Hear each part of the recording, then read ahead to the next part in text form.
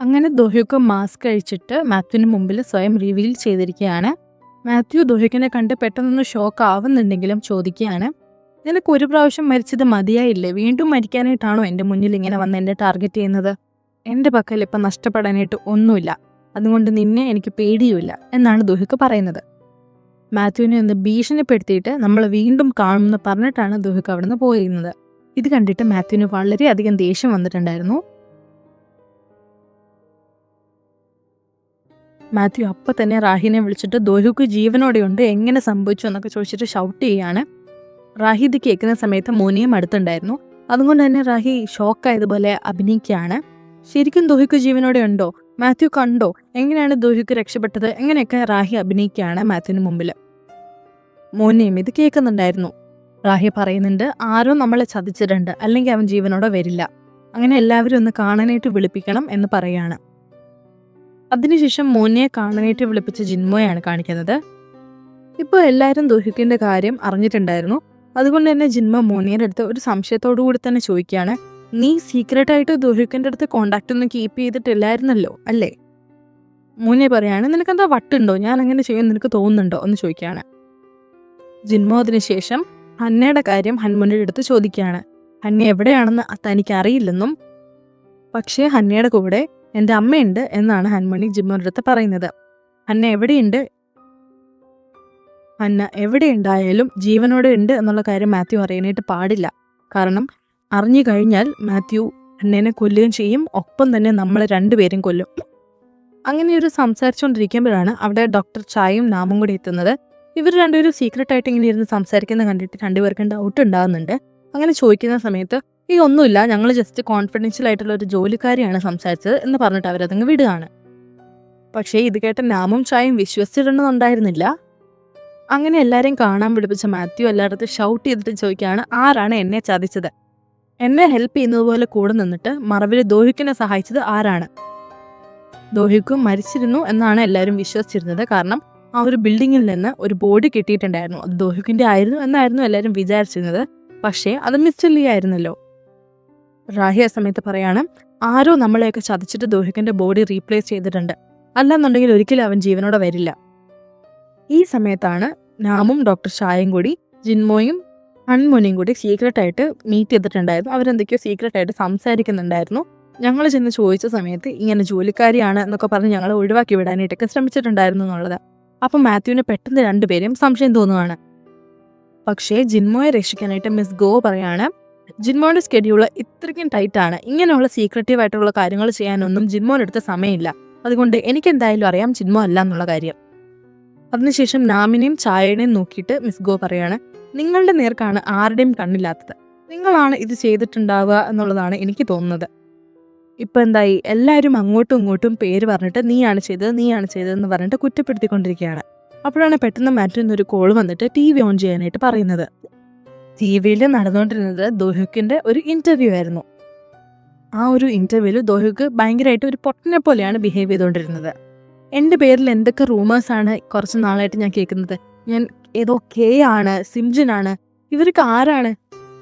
ഇങ്ങനെയൊക്കെ ഉള്ള റൂമേഴ്സ് വന്ന കാരണം എനിക്ക് പുറത്തിറങ്ങി നടക്കാൻ പോലും പറ്റുന്നുണ്ടായിരുന്നില്ല. ഞാൻ ആരും അറിയാതെ ഒളിവിലായിരുന്നു താമസിച്ചുകൊണ്ടിരുന്നത്. ഈ സിംജിൻ സോക്കൊക്കെ ആരാണ്? ഈ ചെയർമാൻ ഷിമ്മിനൊന്നും ഞാൻ കണ്ടിട്ട് പോലുമില്ല. എനിക്ക് ആ ഒരു ഫംഗ്ഷൻ ഗ്രൂപ്പുമായിട്ട് യാതൊരു ബന്ധവുമില്ല. ഇങ്ങനെയൊക്കെ പറഞ്ഞ് നല്ല തകർത്ത് അഭിനയിച്ചുകൊണ്ടിരിക്കുകയാണ് ദോഹ്യുക്ക്. ഇത് കണ്ടപ്പോൾ ജിൻമോയ്ക്ക് കാര്യം മനസ്സിലായി. ജിൻമോ പറയാണ്, അവനിത് പബ്ലിക് സെന്റിമെന്റ്സ് കിട്ടാനായിട്ട് മാത്രമാണ് ഇങ്ങനെ ചെയ്യുന്നത്. ആൻഡ് ജിൻമോ പറഞ്ഞ സത്യമായിരുന്നു. ആ ഒരു ഇന്റർവ്യൂയുടെ കമന്റ്സ് മൊത്തം ദോഹ്യുക്കിനെ സപ്പോർട്ട് ചെയ്തിട്ടുള്ള കാര്യങ്ങളായിരുന്നു.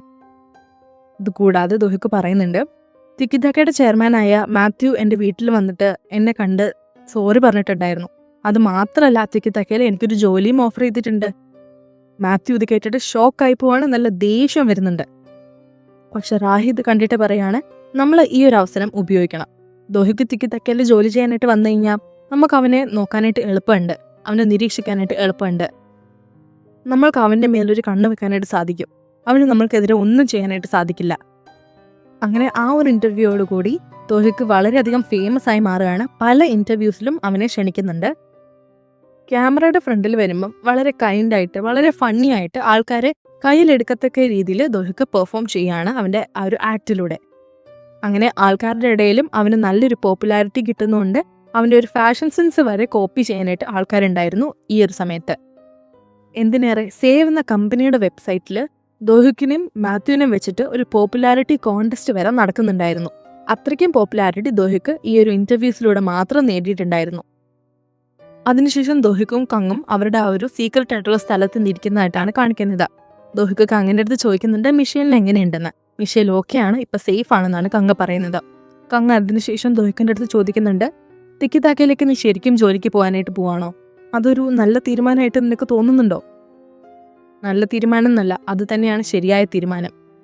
ചെയർമാൻ ബാങ്കിൻ്റെ $2 ബില്യൺ എനിക്ക് തിരിച്ചു പിടിക്കണം.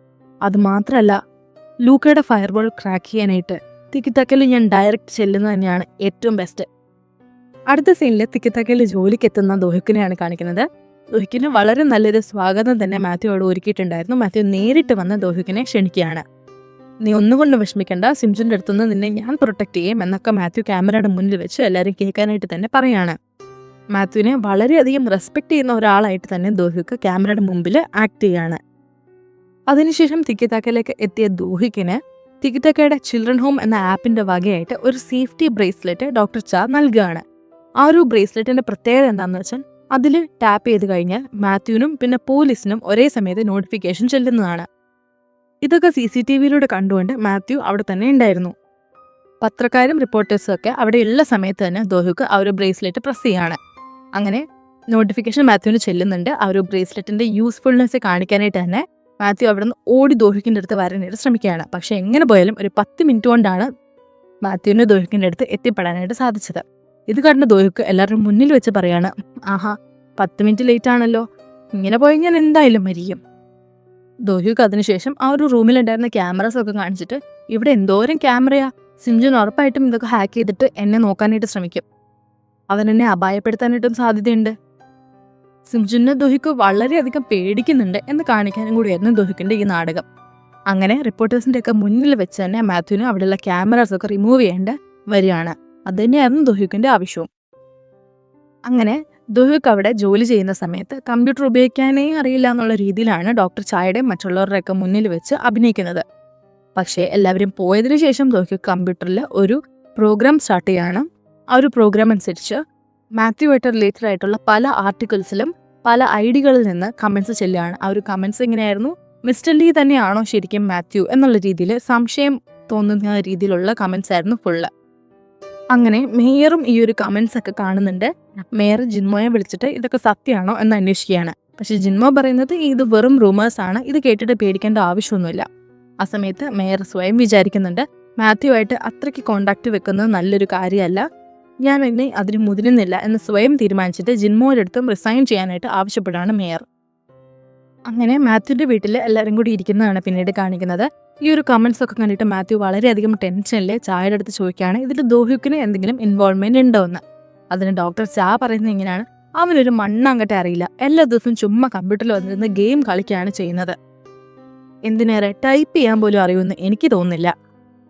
റാഹി അതിനുശേഷം മേയർ ജിൻമോയുടെ അടുത്ത് റിസൈൻ ചെയ്യാൻ പറഞ്ഞ കാര്യം മാത്യുവിൻ്റെ അടുത്ത് പറയാണ്. ജിൻമോ എങ്ങാനും റിസൈൻ ചെയ്യേണ്ടി വന്നു കഴിഞ്ഞാൽ മാത്യുവിന് അത് വളരെ മോശമായിട്ടായിരിക്കും അഫക്റ്റ് ചെയ്യുന്നത് എന്ന് മാത്യുവിനെ ഒന്ന് ഓർമ്മപ്പെടുത്തുകയാണ്. അങ്ങനെ മേയറിനെ കൊടുക്കാനായിട്ട് തന്നെ അവരെല്ലാവരും കൂടി പ്ലാൻ ഇടുകയാണ്.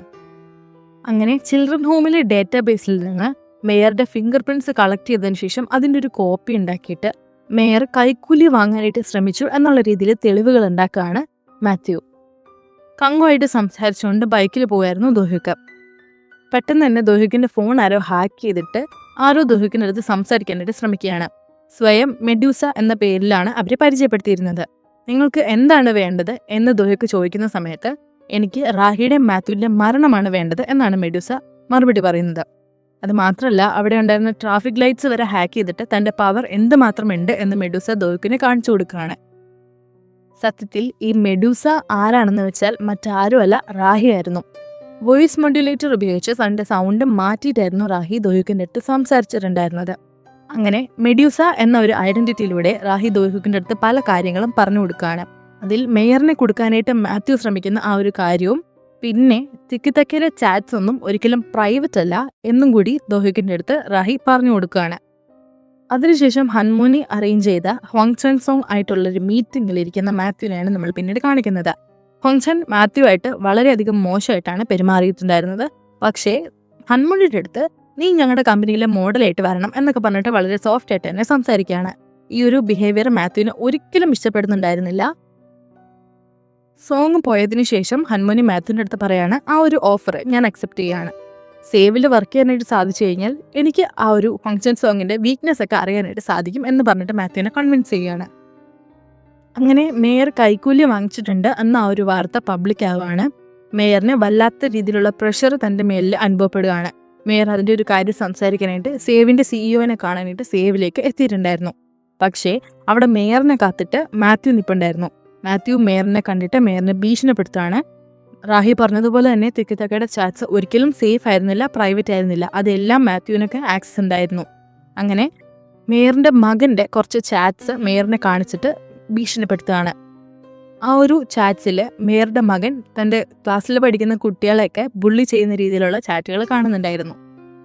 ഈ ചാറ്റുകൾ ഞാൻ ലീക്ക് ചെയ്ത് കഴിഞ്ഞാൽ നിങ്ങളുടെ മകൻ്റെ ജീവിതം തന്നെ ഇല്ലാതാവും, ഒരു കരിയറും പിന്നെ അവൻ ഉണ്ടാവാൻ പോകുന്നില്ല, അതുകൊണ്ട് തന്നെ എത്രയും പെട്ടെന്ന് റിസൈൻ ചെയ്യണം എന്ന് ആവശ്യപ്പെട്ടാണ് മാത്യു. പിന്നീട് നമ്മളെ കാണിക്കുന്നത് ഹന്നനെയാണ്. ഒരു പൂമ്പറ്റയുടെ പുറകെ പോയിട്ട് ഹന്ന അറിയാതെ ഒരു കുഴിയിലേക്ക് വീഴാണ്. അങ്ങനെ വീണ് കിടക്കുന്ന സമയത്ത് ഒരു പാമ്പ് വന്നിട്ട് ഹന്നനെ കടിക്കുന്നുണ്ട്. ഇത് കണ്ടുകൊണ്ട് വന്ന ഹൻമൊഴിയുടെ അമ്മ പെട്ടെന്ന് തന്നെ ഹന്നനെ ഒരു ക്ലിനിക്കിലേക്ക് എത്തിക്കുകയാണ്. അവിടെ ചെന്നതിന് ശേഷം ഒരു നോർമൽ പ്രൊസീജിയർ പോലെ ഹന്നയുടെ പേര് എഴുതി കൊടുക്കേണ്ടി വരുന്ന ഒരു സിറ്റുവേഷൻ വരികയാണ്. പക്ഷേ ഹൻമണി പറഞ്ഞിട്ടുണ്ടായിരുന്നു ഹന്നയുടെ പേര് പോലും ആരും അറിയാനായിട്ട് പാടില്ല, അത്രയ്ക്ക് ജീവന് ആപത്തുള്ള ഒരു കുട്ടിയാണെന്നുള്ളൊരു കാര്യം. അതുകൊണ്ട് തന്നെ ഹൻമണിയുടെ അമ്മ അവിടെ പേര് അറിയില്ല എന്നാണ് അവരുടെ സ്റ്റാഫിൻ്റെ അടുത്ത് പറഞ്ഞിട്ടുണ്ടായിരുന്നത്. ഇത് കണ്ടിട്ട് അവർക്ക് ഡൗട്ട് വന്നിട്ട് അവർ പോലീസിനെ അറിയിക്കുകയാണ്. അത് മാത്രമല്ല ഹൻമണിയുടെ അമ്മയെ അവർ അറസ്റ്റ് ചെയ്തുകൊണ്ട് പോവുകയും ചെയ്യുകയാണ്. അങ്ങനെ വേറെ വഴിയില്ലാതെ ഹൻമണിയുടെ അമ്മ ഹൻമണിയെ തന്നെ കോണ്ടാക്ട് ചെയ്തിട്ട് കാര്യങ്ങളൊക്കെ പറയുകയാണ്. അവിടുന്ന് എത്രയും പെട്ടെന്ന് തന്നെ ഇറങ്ങാൻ നിൽക്കുന്ന ഹൻമണിയെ റാഹി കാണുന്നുണ്ടെങ്കിലും ഹൻമണി താൻ പാർലറിൽ പോവാണ്, സലൂണിൽ പോവാണ് എന്നൊക്കെ പറഞ്ഞിട്ട് എന്തൊക്കെയോ പറഞ്ഞ് അവിടുന്ന് രക്ഷപ്പെടുന്നുണ്ട്. അങ്ങനെ അവർ പോലീസ് സ്റ്റേഷനിൽ ഹൻമണി എത്തിയിട്ടുണ്ടായിരുന്നു. അത് മാത്രമല്ല ഹന്ന എന്ന കുട്ടിയുടെ ഗാർഡിയൻ ഞാനാണ് എന്നും കൂടി ഹൻമണി പറയുന്നുണ്ട്. ഹൻമണി അറിഞ്ഞിട്ടുണ്ടായിരുന്നില്ല. ഹൻമണിയെ ഫോളോ ചെയ്തുകൊണ്ട് റാഹി അവിടെ എത്തിയിട്ടുണ്ടായിരുന്നു. അത് മാത്രമല്ല മാത്യുവിനെ കോൾ ചെയ്തിട്ട് ഹന്നയുടെ വിവരം റാഹി പറഞ്ഞും കൊടുത്തിട്ടുണ്ടായിരുന്നു. മാത്യു അതിനുശേഷം തൻ്റെ ആൾക്കാരെ വിട്ട് ഹന്നേനെ അവിടുന്ന് കടത്തിക്കൊണ്ട് പോയിട്ടുണ്ടായിരുന്നു. ഹൻമണിക്കിട്ട് ഒരു പണി കൊടുക്കാനായിട്ട് തന്നെയായിരുന്നു റാഹി അങ്ങനെ ഒരു കാര്യം ചെയ്തിട്ടുണ്ടായിരുന്നത്. അതിനുശേഷം റാഹി മെഡൂസ എന്ന ഐഡന്റിറ്റിയിൽ ദോഹിക്കിൻ്റെ അടുത്ത് ഹന്നയുടെ ലൊക്കേഷനെ പറ്റി പറഞ്ഞു കൊടുത്തിട്ടുണ്ടായിരുന്നു. അങ്ങനെ ദോഹിക്കും കങ്ങും കൂടി ചെന്നിട്ട് ഹന്നനെ അവിടുന്ന് രക്ഷപ്പെടുത്തുകയാണ്. അങ്ങനെ കങ്ങും ദോഹിക്കും ഹന്നേനെ കൂട്ടി അവിടുന്ന് പോയതിനു ശേഷം മാത്യു അവിടേക്ക് എത്തുകയാണ്. മാത്യുവിൻ്റെ ആൾക്കാർ ദോഹിക്കിൻ്റെ കാര്യം എന്തായാലും മാത്യുവിൻ്റെ അടുത്ത് പറഞ്ഞു കൊടുക്കുന്നുണ്ട്. പക്ഷെ കങ്ങിനെ അവർ ശരിക്കും കണ്ടിട്ടുണ്ടായിരുന്നില്ല. മാത്യുവിന് ശരിക്കും നല്ല സംശയം തോന്നുകയാണ് ആരും അവനെ സഹായിക്കുന്നുണ്ട് എന്നുള്ള കാര്യം. അത് മാത്രമല്ല ഹൻമൊനിയാണ് ഇപ്പം മാത്യു സംശയിച്ചുകൊണ്ടിരുന്നത്. ബോധം വന്ന ഹന്ന കങ്ങിനെ തിരിച്ചറിയാണ്. അങ്ങനെ കങ്ങും ദോഹിക്കും കൂടി ഹന്നേനെ തിരിച്ച് ഹൻമൊനിയുടെ അമ്മയുടെ അടുത്ത് തന്നെ എത്തിക്കുകയാണ്. കാരണം ആ ഒരു സ്ഥലം ആർക്കും തന്നെ അറിയുന്നുണ്ടായിരുന്നില്ല. അങ്ങനെ ദോഹിക്ക് തൻ്റെ പുതിയ പ്ലാൻ ഹൻമൊനിയുടെ അമ്മയും ഹന്നേനെയും പറഞ്ഞ് മനസ്സിലാക്കുകയാണ്. അവരിങ്ങനെയായിരുന്നു പ്ലാൻ ചെയ്തിരുന്നത്. അതായത് ഹന്നയുടെ കിഡ്നാപ്പിംഗ് ചെയ്തിരിക്കുന്നത് സിംജുൻ സോക്കാണ്. ഹന്നേനെ അത്രമാത്രം ഫേമസ് ആക്കാനായിട്ട് ദോഹിക്ക് പ്ലാൻ ചെയ്തിട്ടുണ്ടായിരുന്നു. അതായത് ഹന്ന ഒരുപാട് ഫേമസ് ആകുകയാണെന്നുണ്ടെങ്കിൽ ആർക്കും ഹന്നെ കണ്ടാൽ മനസ്സിലാവും. അത് മാത്രമല്ല മാത്യുവിന് പിന്നീട് ഹന്നേനെ ഒന്നും ചെയ്യാനായിട്ട് പറ്റാത്തൊരു സാഹചര്യവും ഉണ്ടാവും. അങ്ങനെ ഒരു ഡീപ് ഫേക്ക് ടെക്നോളജി യൂസ് ചെയ്തിട്ട് ദോഹിക്ക് ഒരു വീഡിയോ പ്രിപ്പയർ ചെയ്യാണ്. ആ ഒരു വീഡിയോയിൽ സിംജുൻ സോക്ക മാത്യുവിൻ്റെ അടുത്ത് സംസാരിക്കുന്ന രീതിയിലാണ് ആ ഒരു വീഡിയോ ചിത്രീകരിച്ചിട്ടുണ്ടായിരുന്നത്. ആ ഒരു വീഡിയോയിൽ സിംജുൻ പറയുകയാണ്, ഹന്നേനെ കിഡ്നാപ്പ് ചെയ്തത് ഞാൻ തന്നെയാണ്. കാരണം ആ കുട്ടിയുടെ അടുത്ത് നിനക്ക് വല്ലാത്ത കെയർ ഉണ്ട് എന്നുള്ളൊരു കാര്യം എനിക്ക് മനസ്സിലായിട്ടുണ്ടായിരുന്നു എന്ന് മാത്യുവിൻ്റെ അടുത്ത് പറയുന്ന രീതിയിലായിരുന്നു ആ ഒരു വീഡിയോ. അടുത്ത ദിവസം 12 മണിക്ക് മുമ്പ് ഹന്നേനെ നീ കണ്ടുപിടിച്ചില്ല എന്നുണ്ടെങ്കിൽ ആ കുട്ടിയെ ഞാൻ കൊന്നുകളയും എന്ന് തന്നെ പബ്ലിക്കായിട്ട് സിംജുൻ സോക്ക് ആ ഒരു വീഡിയോയിൽ പറയുന്നുണ്ട്. അങ്ങനെ പിറ്റേ ദിവസം തിക്കിത്താക്കയിലേക്ക് എത്തിയ മാത്യുവിനെയും റാഹിയാണ് കാണിക്കുന്നത്. സിംജുൻ കൊടുത്തിരുന്ന ആ ഒരു ഡെഡ് ലൈനിൽ നിന്ന് ഇനി വെറും 4 മണിക്കൂറേ ബാക്കിയുണ്ടായിരുന്നുള്ളൂ.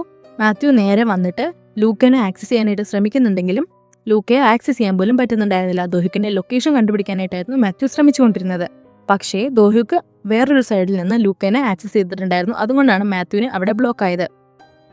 അങ്ങനെ റാഹി മാത്യുവിൻ്റെ അടുത്ത് പറയാണ്, ദോഹിക്കിന് ഒരിക്കലും ഇതൊന്നും ഒറ്റയ്ക്ക് ചെയ്യാനായിട്ട് പറ്റില്ല. ആരോ എന്തായാലും മനഃപൂർവ്വം അവനെ സഹായിക്കുന്നുണ്ട്. ഇത് കേട്ട മാത്യു പറയാണ്, അങ്ങനെ ആർക്കും ഈ ഒരു കാര്യത്തിൽ ദോഹിക്കിനെ സഹായിക്കാനായിട്ട് പറ്റില്ല. അങ്ങനെ സഹായിക്കുന്ന ഒരാളുണ്ടെങ്കിൽ തന്നെ ആ ഒരു കേപ്പബിലിറ്റി ഉള്ളത് ആ ഒരു ലീവി സോയ്ക്ക് മാത്രമാണ്. പിന്നീട് ഹൻമോനിയാണ് കാണിക്കുന്നത്. മാത്യുവിൻ്റെ ആൾക്കാർ ഹൻമോനി കിഡ്നാപ്പ് ചെയ്തിട്ടുണ്ടായിരുന്നു. മാത്യുവിനെ ഹൻമോനിയാണോ ദോഹിക്കിനെ സഹായിക്കുന്നത് എന്നൊരു സംശയം ഉണ്ടായിരുന്നു. അതുകൊണ്ട് തന്നെയാണ് അങ്ങനെ ചെയ്യാനായിട്ട് പറഞ്ഞത്.